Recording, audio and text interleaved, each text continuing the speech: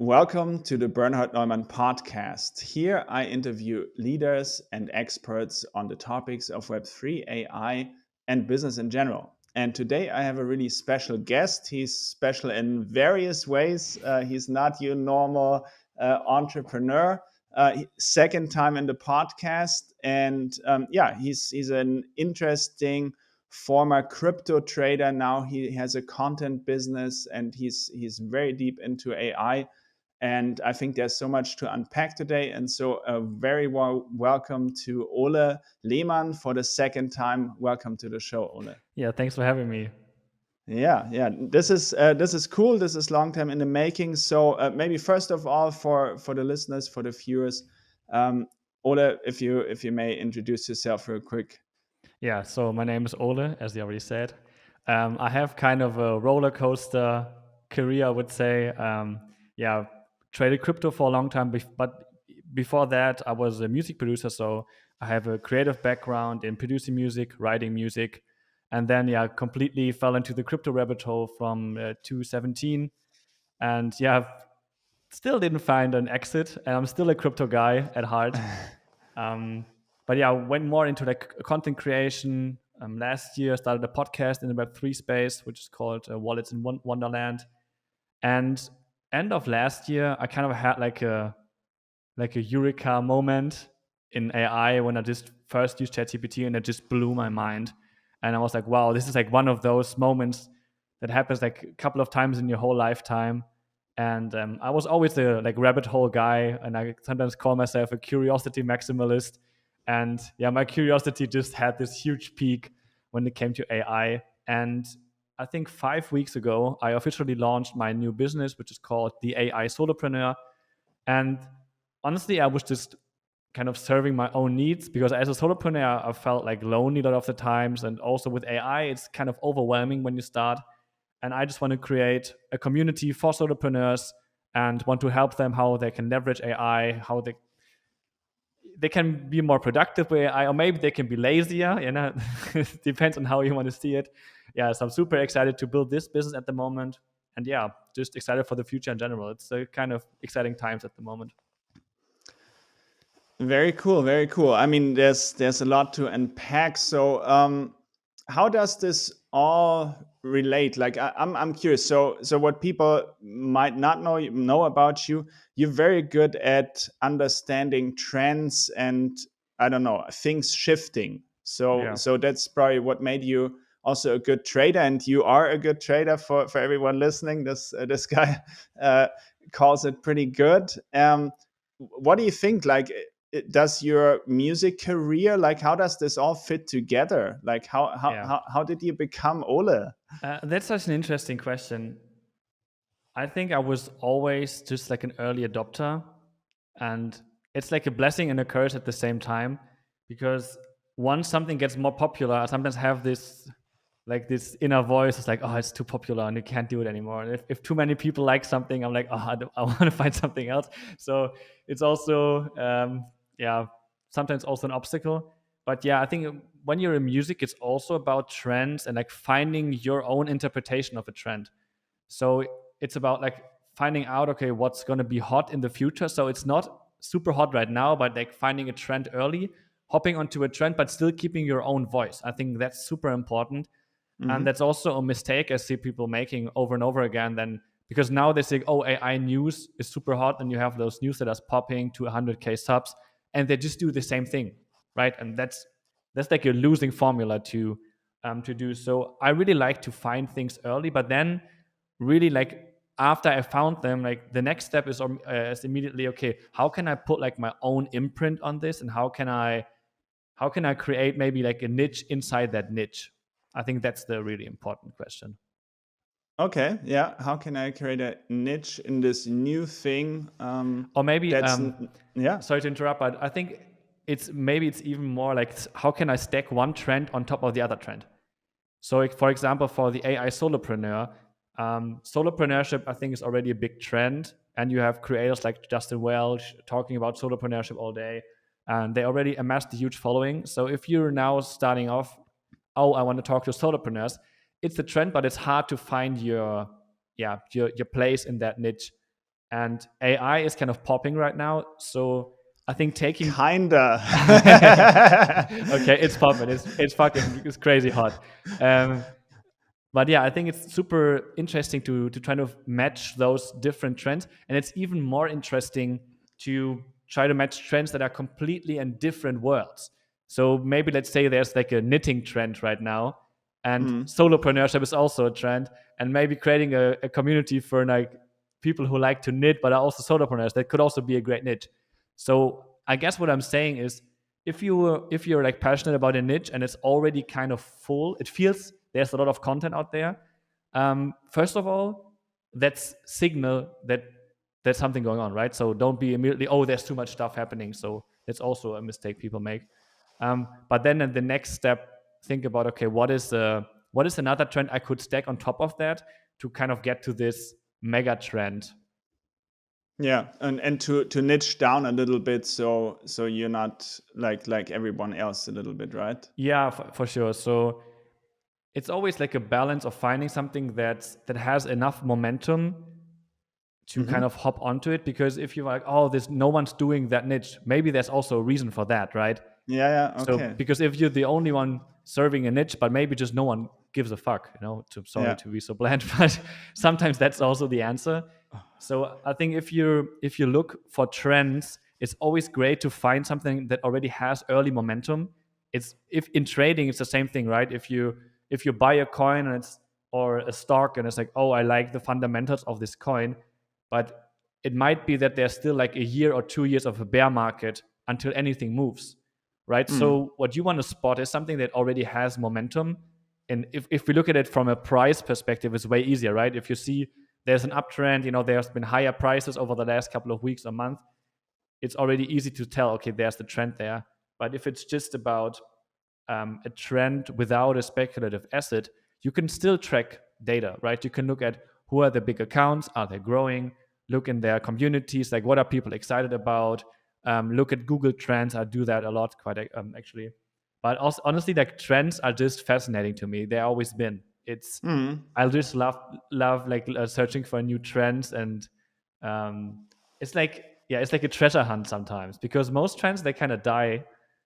But if you find a big trend early, like that's where the big gains are made. Like so that's important. For sure. And like I really like what you said with that momentum part, because like I also like am looking or have in the past looked for things that are like not yet there and maybe a little contrarian, but I think sometimes I miss this momentum part. Like it's nice to be early and stuff, but unless the stuff also has momentum, you're in a tough spot, right? Because maybe there is a reason why no one pays attention to it. Yeah, for sure.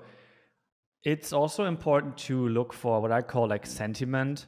Sometimes this is like a term I knew from crypto.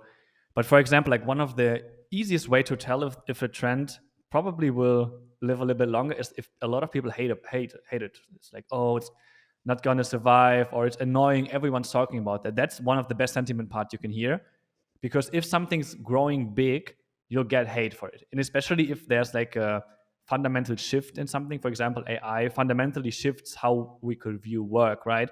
And if something fundamentally shifts, it's also threatening. And most people inherently, they don't like change. And so if you have the same happened for crypto. Like when crypto first became bigger, everyone's like, oh, it's just a scam, and I would never invest in it. And to be honest, like a lot of crypto is a scam, but that's not the point. So you always get those waves of hype and also of pressure from the other side, especially from the media, especially the German media. They always hate on new trends, always. And it's that's a great. Everyone, like if you want to really know, look at German media. That is, and like ChatGPT has its first like peak, and it's like, oh, ChatGPT is bad because it tells you wrong answers, or it I don't know. I think it's about copyright, and it's like it's so stupid, right? Because it's this like magic box, and if you would like travel back 20 years and tell someone we would have this thing like basically for free, it's insane, right? Like the value it can create is insane. But yeah, I think that's like just the fundamental truth about humans, that we don't like change too much. So that's a good thing to look out for. Honestly, this whole like trend thing and this whole topic, it's so fascinating to me that I was even thinking about like if there's a way like to boil it down into like frameworks, because people keep on asking me about it. It's just fascinating topic. Oh, that's another digital product in the making here. Love it. But no, nothing's done yet, so this is not an ad. Okay, so I would like to shift.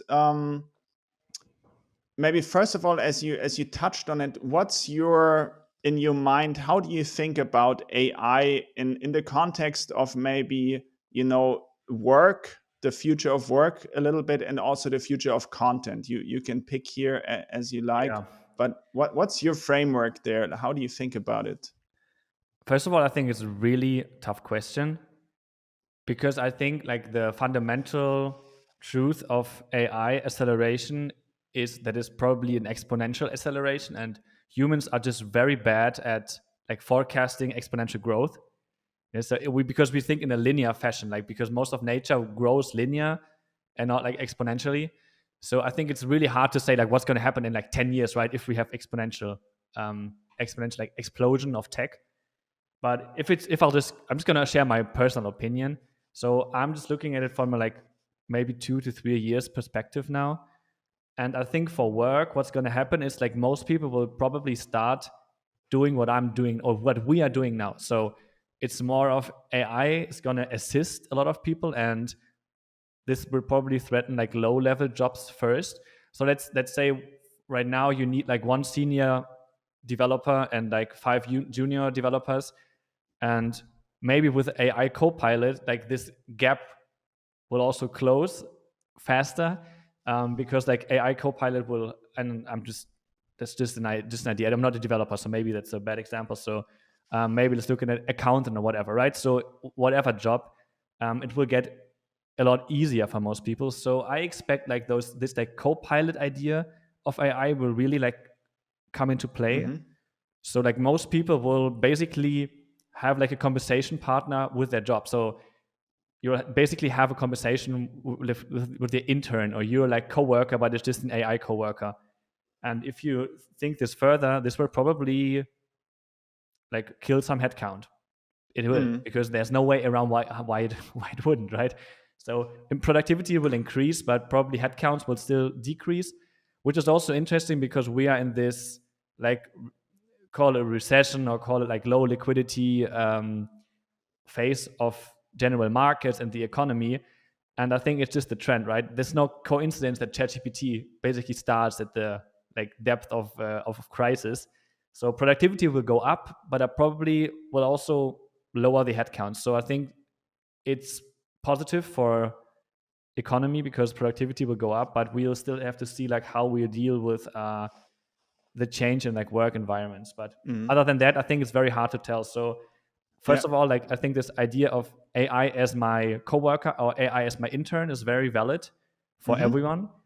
And then maybe for entrepreneurs, I can maybe talk about like how I view this. For me, it's more like sometimes it's more like AI as my coach. So for example, I'm running a Discord group now, and I organized like a town hall meeting, and I was like, okay, I'm not sure how to go about this with like structured versus unstructured time in this call, and like what's a good way to do a call like that. And I just used ChatGPT as a coach, and I told ChatGPT, you're like a expert event organizer, and you know everything about how to structure such an open meeting. Just give me an outline how I can basically just do this meeting. And it helped me so much, right? And this is like, usually you would use a coach for that, or you would ask a friend. So I think for entrepreneurs, this is like one of the most helpful ways how to use AI to, especially if you're building something. And for me, this company or this channel has been growing so fast that like all of a sudden I have to deal with problems I haven't dealt with before, like having employees, organizing these events. And it's so helpful to have a coach all the time, right? Because if you have a regular coach, you have to wait maybe for your call every 2 weeks and ask all the questions. But if I can solve 80 if we talk about like 80-20, right? If I can solve most of the important stuff digitally with someone, it's just making me a better entrepreneur. So I think Yeah. our mission really is to educate people like how to do that, because it took me a while, and it also took me, I kind of had to have this pressure from my business that I have to be on top. And like, you can't talk about AI without using AI. It's just like, it's kind of fraudulent, right? I guess there are some people out there, and I'm sure there are people out there who exactly do that. But for me, I was like, okay, I want to be on top of everything, and I want to use this stuff. And now, after months of starting to use it, I finally feel like, oh, I get into real workflows, and I look forward to using ChatGPT, and I know how to organize my prompts, and I know how to like circumvent all those little like obstacles on the way that really make it difficult to get started. So yeah, I think Yeah. that's key now. That was a long answer. Yeah, for sure. So, I mean, we started also this journey, right? Last year, like the Yeah, three for of sure. us, Benjamin there, and we had this challenge to use ChatGPT 1 hour a day for 30 days. I'm not sure if we stuck to the challenge entirely, but it was the right direction. And so I would be really interesting. We touched on the AI solopreneur, but that's a really interesting topic. For the people out there, this is not just the little growth here we're talking about. So the account after 6 weeks or 5 weeks is from 0 to 60,000 or something on Twitter. Yeah, Maybe 66,000, I think. Yeah. 66,000. This is insane. And so maybe first of all, what is the AI solopreneur in your mind? And what's that business? Yeah, the core thought for me is really a community for solopreneurs, Mm-hmm. because I really believe that AI makes us even lonelier, and everyone's craving human connection, and we want to learn together. We want to work together on stuff. And even though we talk about solopreneurs, most solopreneurs I talk to, they feel lonely and they don't want to be alone. They want to work alone if they want to, but I want to create an environment where you can connect with others. And Mm-hmm. AI is super helpful in running your business as a solopreneur. And so like we have like a big educational part in the business that just educates about how can you leverage AI for your business. But AI is just the lens I like look through onto soloprenneurship. So it's not only AI, but it's also about how can I run my business? I have a problem. How can I solve this? So we have community calls where we go through like lessons learned, struggles that people had, maybe problems about implementations of AI they had, but also maybe other tools around AI that we can use. So the thought of a community is really core to me. And because I also run a newsletter, which goes out 2 times a week. One newsletter is more of a curation, like it's going to be one prompt and one workflow and one meme or tweet. And the other one, which I actually think is the more valuable, is like one in-depth workflow for one problem in your business or around content creation. So for example, we had like one newsletter that uses ChatGPT to help you price your service, which is a problem a Mm-hmm. lot of entrepreneurs have. Or we had one, how can I outline a Twitter thread with ChatGPT without sounding like a robot? So you have these very specific problems and solutions in one newsletter. And it's not only, oh, here are the 10 things that happened this week. Because I see most AI newsletters, I think a lot of people will fatigue, because if you subscribe to too much news and you subscribe to 5 AI, let's say you subscribe to 5 AI newsletters and they are all news, why should you read the third one that hits your inbox? Like, why? Only one will Mm-hmm. survive, right? So I kind of made the decision early that we won't do any news, but we more centered about actionable workflows and really catering one specific person. Love it. Yeah, that makes a lot of sense. By the way, it's really good. Congrats. I texted you also. I really love the one on the weekend. Just as you said, like, okay, here is a newsletter that I'm gonna save this because this is actually a workflow. This problem might occur for me, and then I have a solution here, and Yeah. that's what I like. And yeah, so to summarize, maybe for the viewers and the listeners, so you have started a Twitter account, and it's been growing like crazy. I mean, for some, I mean, not that any one account ever reaches that many followers, but yeah, you definitely got momentum there. You have a newsletter, and down the road, maybe some courses, digital products. I don't know. Um, so what are kind of the success factors? Like, this is insane growth, right? Like, what in your mind, like, yeah, this is one of the success factors that helped me to get there? What do you see Yeah. there? I think the one is very simple and sounds stupid, but it's like give people what they want. Mm-hmm. And if you look on Twitter, most people are hated on, oh, just another AI tool thread. But you have to ask yourself, like, why are they going viral all the time? It's not because people are annoyed by them. Maybe some of the comments will be, oh, just another tool thread, but it just boosts the engagement, which also is good. So yeah, I think using a format, especially on Twitter for threads, that uses kind of a formula that has been successful before is super key. So Mm-hmm. don't try to reinvent the wheel for Twitter threads, because Twitter threads in the end for me are just a traffic generator. Mm-hmm. It's not about giving, especially in the beginning, it's not about giving someone like a super in-depth tutorial. It's more about how can I give someone like a small dopamine hit and pique their interest in my brand. So they subscribe, Mm-hmm. maybe they subscribe to the newsletter, and the newsletter and the community is where the real value is delivered. So it's like Mm-hmm. a pre-selection you make there. And for Twitter threads, I'm doing one thread per day now from Tuesday to Saturday, which is also very high volume. Mm-hmm. We've done like, I think, 3 in the beginning.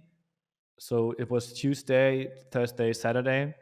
But after it's kind of started popping, I was like, okay, I'm just going to do 5, because if you do more and you grow more, right, you have to use the opportunity window, because Mm-hmm. growth will be harder at one point. And that's always the case, right? It's always the case. And that's why it's also so important to like grow a direct line to your customers or community or whatever, how you want to call it. I think it's actually smart to call them customers, even though they don't pay you sometimes. Because if Mm-hmm. you think about your followers as customers, and like I view it like Jeff Bezos views his customer, right? So your customer is the most important part of your business to make them happy. And the community is also a product you deliver to your customer. So, Mm-hmm. and if you really focus on delivering value and creating something exciting, even though if it's free, yeah, that's kind of key in growing that. So yeah, 5 threads a week, and then think about like what is your traffic funnel. For me, it's like high growth Twitter, newsletter, and like if you can already see it, it's like the Twitter has like 66,000 followers. The newsletter has like I think 8.5k, so it's a little bit more than 10%, but I think it's also because we cross grew it.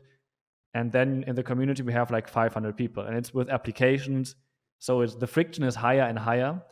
But if the Mm-hmm. friction is higher, you also get the people you want, right? And I was blown away by the quality of people in my community. So we have founders there, a lot of founders of someone has like a robotic arm company, or an AI software company, or they run a big agency. So you have all those people around the world like building crazy shit, and it's just fascinating to me when you like build those online um, meeting spaces.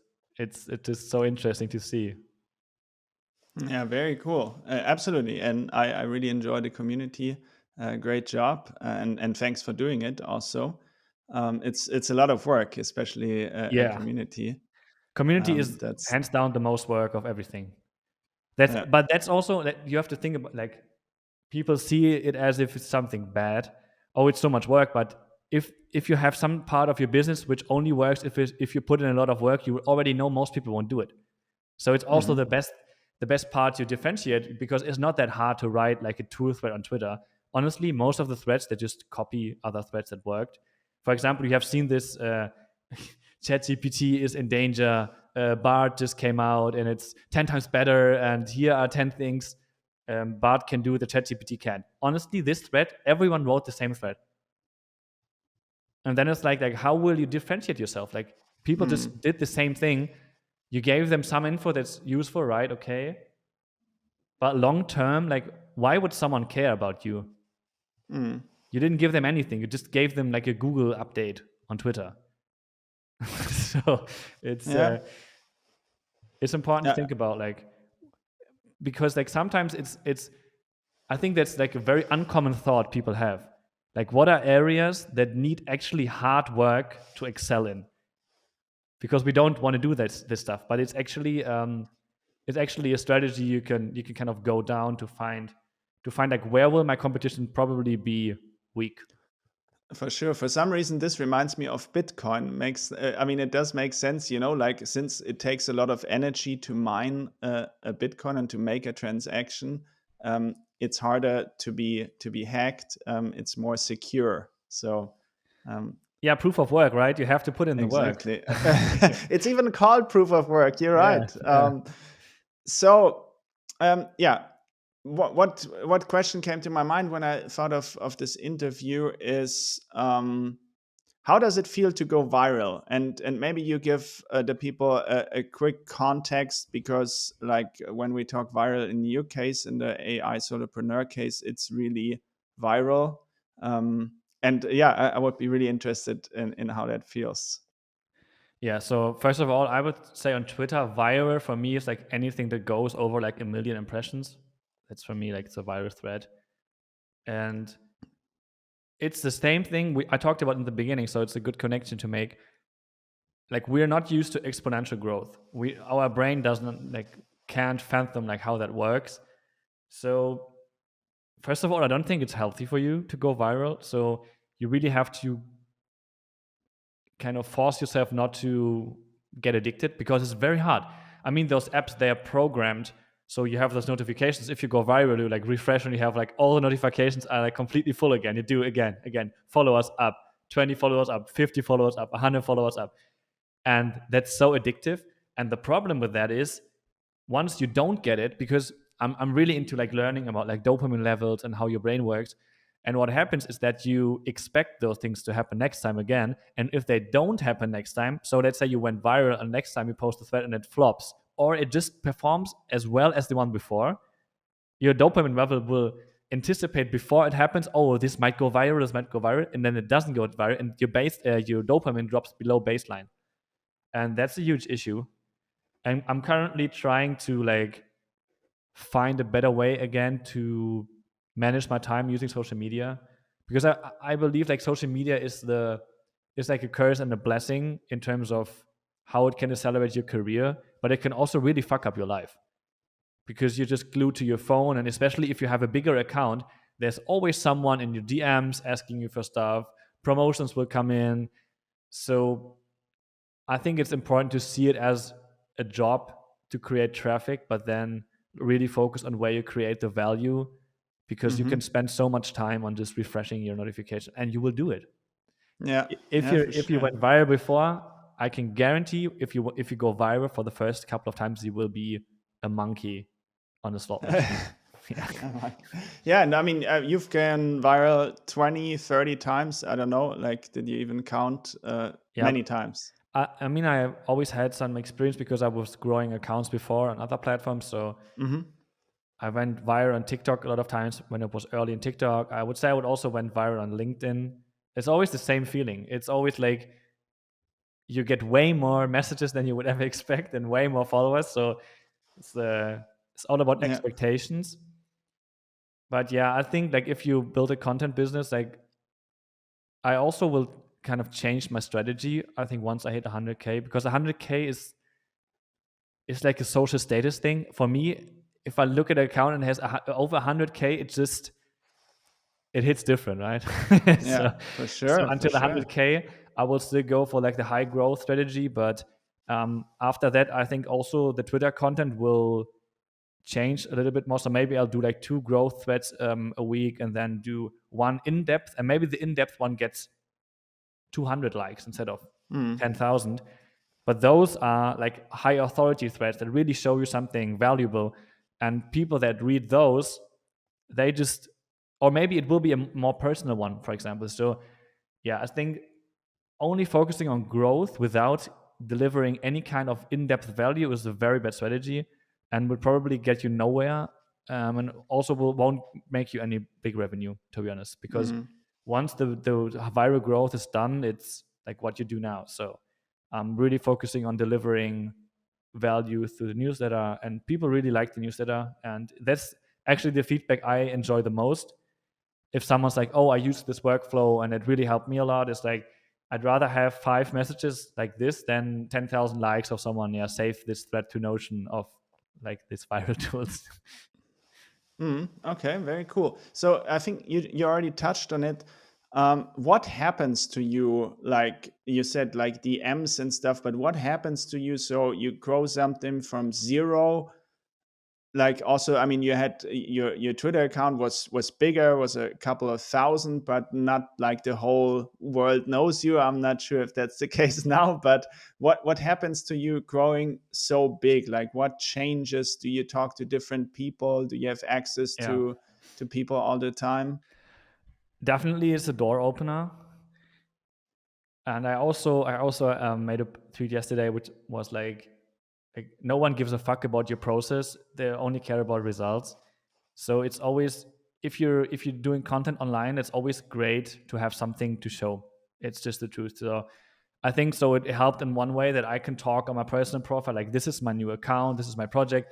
I grew it from this point to that point. Here's what happened. So people just take you more seriously if you do it like that. And then I also get a lot of contact. I get contacted a lot via the other account. And for example, this morning I woke up and I was like fanboying a little bit because I got a message by what's his name, Ronan, the guy who's doing the Rundown AI, which is one of the biggest newsletters. And he wrote me a DM on my personal account, like, dude, I love what you're doing, and I love your Discord strategy. And I was like, this means so much, like if someone of your like you look up to just hits you up in the DMs, right? It's like, wow, that's crazy. That feels yeah. So I would say it really like hammered down my belief that growing on social is just a door opener in so many ways. And people sometimes frown upon it. It's like, oh, it's not about followers or blah blah. But it is. I'm sorry, but like, if you have 100K followers, people will invite you for different things. They invite you in different spaces. You get other investment opportunities, and it's just how humans work. And I think understanding like basic human psychology and the way status works, it is a status thing in the end. For sure. It's like 100,000 people are listening. Even if you don't like this person, like you will view them differently because they have a following. It's just how brains work. So I think it's smart to understand that. Yeah, for sure. So we are in the age of AI, and you are creating a content business. How do you see that? I mean, maybe all of us. You said like you can use AI to create content, and so I would be interested in your thoughts how you view the future of a content business in the age of AI. Yeah, that's also very hard, because one part of me is like, AI will probably get so good at that I'm like, will it even like kill content like we know it? That's like the dystopian view I have. The optimistic view is that AI is really helpful in like getting you over the like idea phase sometimes, because for most people I think they struggle with like, what should I write about or what should I talk about? I don't have any ideas. And AI is a very good tool in like, here's 10 things you could explore. But the exploration part of it and I think it's more important than ever before to have like a unique point of view when it comes to content. And AI won't help you with that. So that's also, if you look at my personal profile, it's way more opinionated. I sometimes maybe rant about stuff. But I also try to connect topics that they're not like one easy prompt away from being created, right? So Yeah. I think someone said AI, in the times of AI, information loses value, but wisdom gains value. And I think that's very true. I mean, it depends on your definition on wisdom, but having the thought of like, how can I be more wise, or how can I have a more like personalized, opinionated view on the world? How can I connect my own story to my content? I think those are the important questions you should ask yourself. If you are not building content in a space that's just high demand, like AI. If you're in Mm-hmm. AI, it's so new and it's not as populated.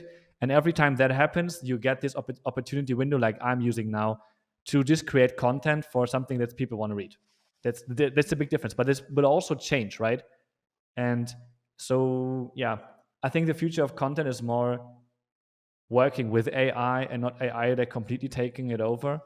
But we also don't know like how advanced AI will get in like testing content, for example. So let's say you have an advanced AI and it creates 10 threads for you and it can post all of them on different accounts and sees like which one performs the best and deletes it and puts it on your account and like maybe runs an ad and like creates 10 different ad copies and looks which one works the best and puts all the budget on that, right? So then it's like if the AI will do it better, we always think like we're still better than the AI, but yeah, for content it will be. But that's why I'm also super bullish on like meetups and like, Mm-hmm. like real life content, because no AI can film a meetup and tell stories of people that met and they created stuff, right? That Exactly. content will probably be more important. I also believe that like content that's slower again, that's more in storytelling, that's not like this, here are 10 blah blah blah, and my learnings from like Alex Hormozy style with like subtitles and very fast. I think it's very smart to look like what is the opposite trend. Mm-hmm. How can I be on the other side of that? Because that like high attention, high paced content game is very hard to win. Yeah, for sure. Yeah, I think I loved what you said with one easy prompt away. And my view is also, on the one hand, I talked to my friend Paul yesterday, and he said something I thought was really cool. He said that AI content and ideas get you the average of the mainstream, Yeah, like also kind of per definition, that's how it's programmed, or that's how it's also restricted. Hey, give me like the common opinion kind of thing. And so that's never gonna be crazy interesting in terms of content. And so I think that's really one interesting way of looking at it. And that's also my experience. I use AI crazy much every day. And the other part, which you also touched on, is in my mind, it's, as you said, more about experiences. Like AI cannot tell you how you love something, or like that's not a content AI could create, like how much I love this ice cream and how good it tastes and how easy it runs down your throat, and all this. And so I think content will focus much more, as you said, on experiencing something, on this human experience, rather than the information itself, yeah, which totally. AI will do a great job in. That's also why I'm super bullish on like talking about psychedelics, for example. And I'm not choosing this topic because it's a trendy topic. Again, it is kind of trendy, but I've been interested in for a long time, and it's also based on human experience. And I think and people are super interested in it. And I also have the impression that it's also gaining in popularity. And maybe that's not a Why do you coincidence. think that is? Why is it trending? Like, it's been around. I've been around it for a long time, Yeah. but why now? Is there also a connection you see? I think because it's like destigmatized in younger Hmm. generations. And like my parents' generation, they still, like when Nixon was US president, I think they had this big like say no to drugs and DNA can change your DNA and whatever. Someone jumped out a building and you have all those like horror stories. And Yeah, those that people are that was that drug. yeah.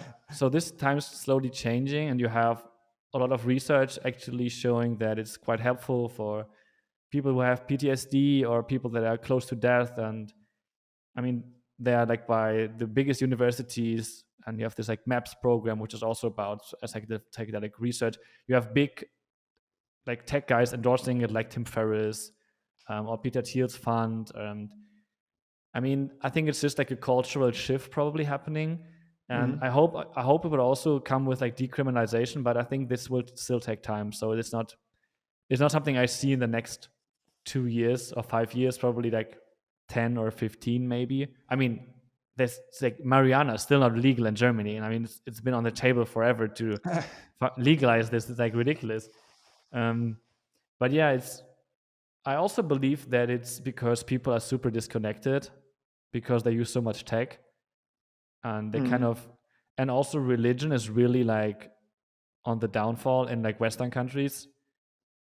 So like having some kind of spirituality or depth experience of life is, I think there's a huge demand for that. Okay, cool. Yeah, I think those were so many great thoughts.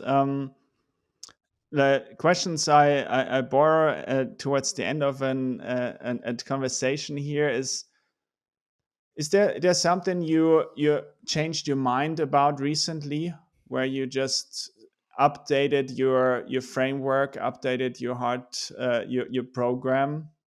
Um, I mean, Yeah, obviously, it had to happen because you grew from 0 to 66,000 followers, and all of a sudden going viral. What's going on? What comes to mind?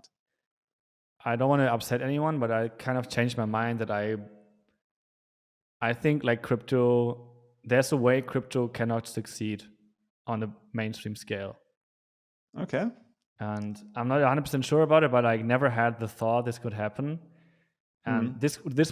this could still mean like Bitcoin still grows bigger and is used, but like seeing all those, like how hard regulation is trying to kick in and crack down on everything again, and everything's so anti, and yeah, this really made me a little bit sad also to see it also from people like building in the space and building companies, like how much problems they get, and it's getting worse Mm. and worse it's not getting easier, it's getting worse. Mm. That's my feeling. So I haven't completely changed my mind, but it's something that crossed my mind. That's like, I'm not sure like what's going to happen to crypto, like long term.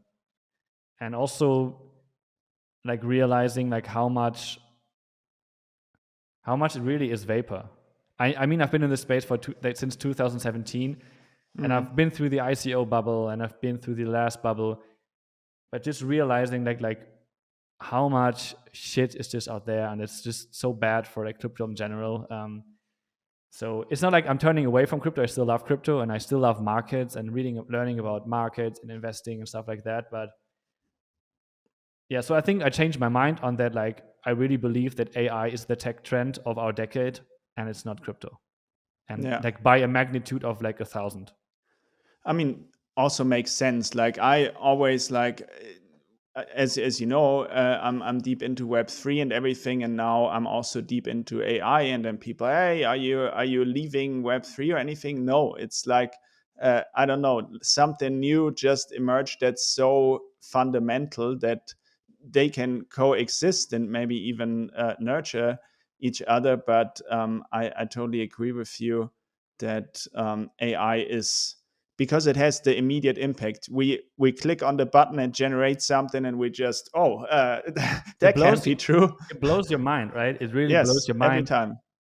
And I mean, money is also important, and the freedom of money. And it's also still amazing that I can send like $1 billion for like, I don't know, a couple of dollars to another country without any border, and people can probably use it. It's still amazing technology, but it doesn't touch everyone, like not at all. And it's still like gate kept, and it's still an elite thing, honestly, in most countries who actually use crypto. And it's also used, what I really enjoy about AI at the moment, that it's also not a speculative asset. So you don't see, I mean, see some companies, they switch to AI now to like maybe raise more money or whatever, but you always get that. So, but in AI, it really feels like the main goal is trying to help people like do their job better, to be more productive, but also on on the medicinal side, like maybe to find better drugs, to find better vaccines, using those AI models. I mean, the possibilities are just starting to be explored. So yeah, and Yeah, for sure. Like to just touch on like crypto, it makes total sense that it's having a really hard time, right? Like from the very first moment I saw it, same with you, 2017. Okay, this is the opposite of what the people in power want. yeah, Like this exactly. is the exact opposite. Like no control by no one, and everything free flowing. That's exactly what you don't want if you have power. And so to me, it's actually surprising how far has come already. And I don't know. I can see crypto going well. Also, actually, maybe because of AI. Because I don't know. Like there is some way, and like Web3, for example, is doing a whole lot better than we think right now. Like it's being developed. It's being used. Companies see the value, and but I think it's a really interesting fund, and that should be entertained. Hey, it doesn't have to happen. Like yeah, it just doesn't. I think the reason why crypto will always survive is that people are greedy, and people will always be greedy, and people will always try to gamble and like make, because crypto still offers this 1000x upside. You don't get it Mhm. anywhere else. If you look at coins like Pepe, and it went, I think, like 20,000x, you know, Turbo. it went like nowhere else you get these returns. And as long as you Yeah. get that, yeah, I mean, like I'm still in crypto and I'm still follow it. But yeah, Here's a thought I would like to add. So you said like all the scam happening in crypto, and I think it's much more a mirror of people and society rather than crypto is full of scams. Like there's so much scam going on in everything, and if people had the opportunity to scam you more in real estate, to scam you more in any transaction that's going on, they would do it yeah, for like sure, big time. yeah. And so the big difference is that in crypto you kind of get away with it right now, and in the other stuff there's all this regulation and control, so you can't scam on that hard as you can do in crypto. And so I think it shows us yeah, a little bit of ourselves here, and so let's be better, everyone. Let's be better. I don't want to be like the guy talking down on crypto, so No, I no, also but think like you get my point. But I yeah, appreciate it. Yeah, for sure. And it's easy to just talk the same book as everyone else, but that's why we have these conversations. That's very interesting. Um, so to end on a cool note here, the Tim Ferriss question always comes last. You have this big billboard. It's standing, towering over Berlin. It's towering okay. over like Cyprus, wherever you are in the world. And there's a message on it. What message would you put on there as the AI solopreneur, as Ole.eth, as Ole Lehmann? um, Maybe something like get momentum first. I think Mm-hmm. that's an advice I would try to give everyone, is like always look, how can I get the first momentum when I want to do something?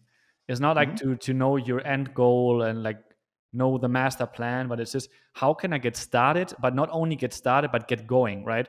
Because there's a difference in launching something and no one cares, and thinking about, okay, how can I launch this and reach my 10 first potential customers in 2 days? Maybe you spend $100 on ads or 200, but like to get immediate feedback on something, I think that's so valuable.